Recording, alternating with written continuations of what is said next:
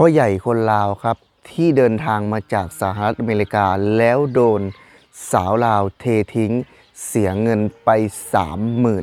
$30,000สุดท้ายวันนี้ยังไม่หลาบจำแล้วหาเมียใหม่แต่งงานใหม่ด้วยอายุแค่18 ปีคลิปเนจิพามาสัมภาษณ์ขอตู้เนาะเรามาแต่มีการมาแต่งอำยันเล่าฮักกระแต่งไปเสียเงินขาดองไปเท่าใดนี่พาพังจากปากเราเลยเจ้าข่อยกันอยากบอกเราอยู่ด้วยความเป็นห่วงแต่ว่าเนาะผู้เฒ่าเพิ่นว่าเพิ่นขอมาเดินตามพันเพิ่นเจ้าเอามาพังนำกันEP 1เด้อ3 คน3 คนแล้วไปแล้วผู้นึงแล้วไปแล้วผู้สิเอาผู้นี้ผู้นี้สิเอาใหม่อีกเนาะบ่แม่นใหม่ผู้ที่เคยคอยพ่อมาแต่ทำนิดคอยว่าสิมาเอาผู้นี้บ่ผิดกันน้อยเดียวเว้าจังได๋บ่ต่างฝ่ายต่างบ่ข้อหากันคอยละเลยถามว่าป้ากันเนาะเราว่าว่าสัตว์ไปหาผู้ไหมแล้วก็ตามมาแล้วมาเจอผู้เมียผู้นี้พ่อกันแต่มือเดียวก็เลยเอากับเมียผู้ตัวเอานี่ได้ว่าแล้วมาเฮามูจักแล้วก็มันมีเรื่องเล็กๆน้อยๆไปละความเขาอยากได้เฮาเขาฮู้ว่าเฮาแนวนี้แนวนั้นมาแล้วเขาก็บังเอิญล้มกันเคยเห็นเรา2 ปีมาแล้วสาวนี่เราเป็นผู้งามสาวคอยเอาสมบังนี่แหละเพราะว่าเจ้างามปานนี้บ่มีแผ่วเนาะแล้วมื้อนี้เจ้ามาหยังเราว่าพวกก็มาซอกหาว่าเอ้าพวกก็ซอกหามันก็พอกันเลยซั่นน่ะแล้วก็เลยเอาเจ้าระบินมาขึ้นนกเจ้านี่เนาะก็พออยู่ซั่นและเลยเว้ากันค่าดองตัวจริงเท่าใดบัดนี้ค่าดองธรรมดา10,000จังให้แม่โดย10ปลายพันแล้วแม่นเฮ็ดงานแล้วเทิงกินเทิงอยู่เบิดอยู่มง30,000นี่ล่ะ30,000แล้วผู้ตัวสิกำลังสิแต่งเอานี่อีกประมาณเท่าใดนี่หั่นคอยเคยเว้ากับเราคอยสิลงมาเอาคอยซื้ออันนี้อันนั้นให้เราเบิดแล้วสาวมินตานี่น่ะฮักเราหลายเดี๋ยวนี้น่ะเดี๋ยวนี้ฮักเราหลายสิไปเอาเราเขาถึกเสน่ห์เราดิออกไปรถเจ้าออกไปเลยด้วยเสน่ห์สาวมินตามันละเกี่ยวมาหากันนั่นแหละนั่นมันเว้าบ่ได้บุญน่ะเกี่ยวมาขาดได้เราอีหลีก็สิเอาสิอยู่นำเราโอ้ยเราแห้งหลายเอาแนวใดเฮากะเป็นกำลังใจให้เจ้าสู้เด้อเฮากะคือเฮาเว้าหั่นแหละเฮากะอยากให้สาวมินตานี่ก็คนขอยสิลงมาขอเบิดเงินในเราเกือบ30,000ล่ะพ่อขอยสิมาแต่งเลยพอก็ซื้อค้ำให้ซื้อนั่นรถล้างเฮือนซ่านก็แปลงไปเดี๋ยวนี้หั่นสู้ไปซะก่อนแม่นบ่ลูกหลานว่าผู้นี้นี่ได้ไวๆใช่มันฮู้เรื่องกันเนี่ยเป็นยังก็ยาขอยสิสู้แต่ว่าเฮาฮู้เรื่องก็ยามันเรื่องนั่นบ่เป็นอดีตบ่เกี่ยวเอาปัจจุบันโลดพอเราหั่นก็อายุ18 ปีเราหาก็ยังเป็นเด็กน้อยที่เล่นมาน่ะเด็กน้อยเขาก็นั่นเนาะโอเคให้ฟังน้องฟังก็อยากเราออกคลิปให้เราพูดจะขึ้นกันคอยฮักหลายอยากได้สิ่งที่เล็กมวลมาหันทิมมันจะเอาอ้ายหรืออาชีเลี้ยงเฮาผู้เห็นเจ้ามาตั้งแต่ท็อปอิทเนาะเจ้ามานี่เด้อเพิ่นมาพักโรงแรมข่อยนี่ข่อยก็เป็นห่วงเพิ่นว่าเพิ่นนี่แหละเพิ่นว่าอยากมาหาเมียอยู่พี่อยากมาแบบว่าสร้างอยู่พี่พอมีแบบว่าผู้บังผู้แย้งเนาะเฮาก็เฒ่าแล้วแล้วเพิ่นแต่งไปแล้วผู้ได้19 มื้อบัดนี้สิแต่งอีกผู้ที่2นี่ก็จักสิได้จักมื้อแต่ข่อยก็แนะนำเพิ่นอยู่ว่าแบบนั้นแบบนี้แต่ว่าเพิ่นว่าขอไปตามโชคชะตาก่อนให้มันไปตามดวงก่อนเพิ่นก็ผู้นี้หันบังเอิญละเกี่ยวมามีพระมีเจ้าเฮ็ดให้เกี่ยวมาใส่กันแล้วถามเราก็ว่าเอาพอก็คิดว่าเราสิเอาแหละค่อยคิดว่าหลายคนบอกว่าอย่าวนกับเราเถอะเพราะว่าบ่ได้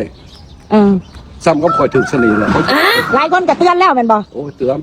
แต่ว่าขอไปตามโชคชะตาก่อนสิเอาเรานั่นได้ก็สิเอาเงินเบิดไปแล้วโมง30,000บาทนี่สิแต่งไหมตัวนั้นบ่แม่นแต่ง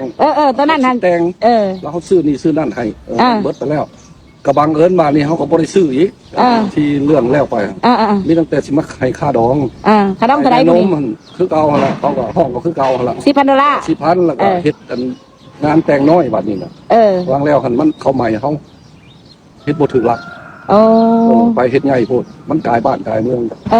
เขาจับบัดนี้เสียค่าใหม่บ่แม่นน้อยแต่ว่าผู้นี้นี่คันว่าให้ฟังน้องฟังก็อยากเจ้าออกคลิปให้เราพูดจะขึ้นกันคอย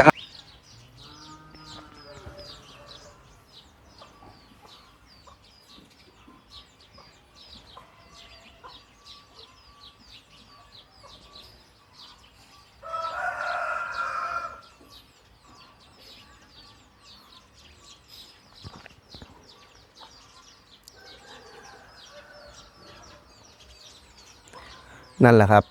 บ่าวยอดเองนะครับก็ได้ให้ทุกคนดูพร้อมๆกันนะครับคือทีแรกบ่าวยอดก็สงสารนะสงสารกับการที่พ่อใหญ่คนนี้นะครับมาเสียเงินนะหอบเงินมาจากสหรัฐอเมริกานะครับซึ่งก็เป็นพ่อใหญ่คนลาวนะครับที่ไปอยู่ที่นู่นนะครับได้เงินเยอะแล้วนะครับก็อยากมาได้เมียเด็กพูดตามตรงนะครับคนแรกก็เมียอายุ22 ปีนะครับอยู่ได้19 วันรวมทั้งหมดนะครับเสียเงินไปค่าสินสอด 10,000 ดอลลาร์ค่าจัดงาน 13,000 ดอลลาร์นะครับแล้วก็รวมทั้งหมดนะครับ 30,000 ดอลลาร์ 30,000 ดอลลาร์เป็นเงินบาทเท่าไหร่นะครับน่าจะ1 ล้านนะทุกคนนะน่าจะถึง1 ล้านนะเพราะว่าสมมุติว่า 1,000 ก็ 30,000 นะครับ 10,000 ก็ 300,000ราวๆ1 ล้านบาทท่านผู้ชมโอ้โหนะครับแล้วก็จะไปหาใหม่อีกนะครับตอนนี้อีกก็เสียไปแล้ว3,000 หรือ 4,000หมดยอดไม่แน่ใจเสียไปอีกแล้วซึ่งก่อนหน้านี้อยู่ได้19 วันเนี่ยเสียไปแล้ว 30,000 ดอลลาร์1 ล้านบาทแล้วไปเจอสาว18อีกท่านผู้ชมโอ้โหนะครับทีแรกบอกยอดว่าเห็นใจนะว่าโดนต้มนะครับอันนี้ไม่รู้ว่าลุงคนนี้คิดอะไรอยู่นะครับนะหอบเงินมาจากสหรัฐอเมริกาเพื่อมาหาสาวอ้อเนาะสาวอ้อในสปป.ลาวนะครับเสียเงิน1 ล้านบาทนะเพราะเพียงอยู่19 วันนะครับ19 วันเนี่ยขออนุญาตกับทุกคนนะว่าคนอายุ60เนี่ยมันจะเซิงสักกี่ครั้งนะครับนะมันจะได้สักกี่ครั้งเสีย1 ล้านบาทเนี่ยเอาสมมุติว่าวันละรอบมันก็19 ครั้งคนอายุ60นะครับบ่าวยอดอายุ20-30เนี่ยนะบ่าวยอดเชื่อว่ามันก็ยังไม่ได้หรอกครับถึง19 วันเนี่ยถึง30 ครั้งไม่ได้หรอกเนาะเพราะฉะนั้นเสียเงินนะครับบ่าวยอดเอง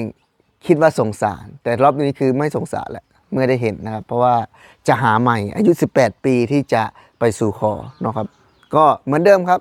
ค่าสินสอด 10,000 ดอลลาร์เหมือนเดิมนะครับ300,000 กว่าบาทนะโอ้โหนะครับนี่คือแนวคิดนะครับของพ่อใหญ่คนนี้นะครับเขาบอกว่ารักสาวอ้อในสปป.ลาวนะครับเขารักมากๆนะครับอยู่19 วันเสีย1 ล้านบาทโอ้โหนะครับแล้วแต่นะครับนะ19 วันแทบได้กี่ครั้งก็แล้วแต่นะครับว่าทีแรกคิดว่าจะประนามสาวลาวนะครับแบบว่าสงสารพ่อใหญ่คนนี้